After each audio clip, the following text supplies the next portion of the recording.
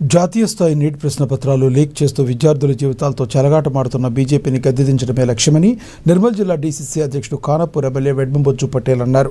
మంచిర్యాల జిల్లా జన్నారం మండల కేంద్రంలో ఎన్ఎస్యుఐ రాష్ట్ర కమిటీ పిలుపు మేరకు నిర్వహించిన నిరసన కార్యక్రమంలో ఎమ్మెల్యే పాల్గొన్నారు. ప్రధానితో పాటు బీజేపీ మంత్రులందరూ రాజీనామా చేయాలని ఆయన డిమాండ్ చేశారు. రాహుల్ గాంధీపై విద్యార్థులపై దాడి చేయడాన్ని తీవ్రంగా వ్యతిరేకించారు.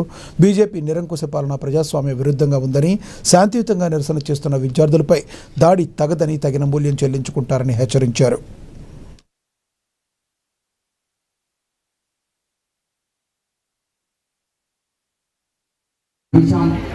జంతర్ మంతర్ వద్ద ఒక శాంతియుతమైన నిరసన కార్యక్రమం చేస్తే వారందరి మీద లాఠీ చార్జ్ చేయడం, వారందరూ కూడా అనేక రకాల ఇబ్బందులు గురించడం మనం అందరూ కూడా పేపర్లలో, టీవీలలో అన్నింటిలో మనం చూడడం జరిగింది.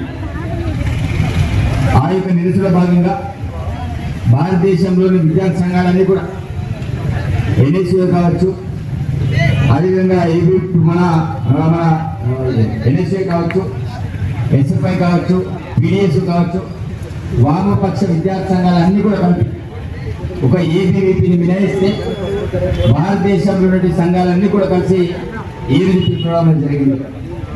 దానిలో భాగంగా మన నియోజకవర్గం కూడా మరి జనరల్ మండల కేంద్రంలో దేశంలో జరుగుతున్న పరిణామాలు ఏదైతే నిరుద్యోగులందరూ కూడా పెద్ద ఎత్తున ధర్నా చేస్తే మీకు కూడా మేము మద్దతు ఉంటామనే ఆలోచనతో చాలా మంది విద్యార్థులు రావడం మీ అందరినీ కూడా అభినందిస్తున్నా. నిజంగా ఈ యొక్క పోరాటంలో పార్టీలు ఖచ్చితంగా కలిసిమెలిసి పోరాటం చేయాల్సిన అవసరం ఉంటుంది. కానీ ఈరోజు మనం చూసాం, రాష్ట్రంలో ఎవరైనా స్పందిస్తున్నారా? ఇన్ని రోజులు 10 సంవత్సరాల అధికారం అనుభవించున్నారు, ఏ ఒక్కరు కూడా మాట్లాడడం లేదు.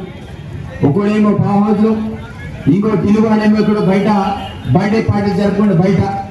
కాబట్టి ఆ రకంగా వారు చేసుకుంటా కనీసం ఏ ఒక్కరికి కూడా కనీసం మద్దతు ఇద్దామనే ఆలోచన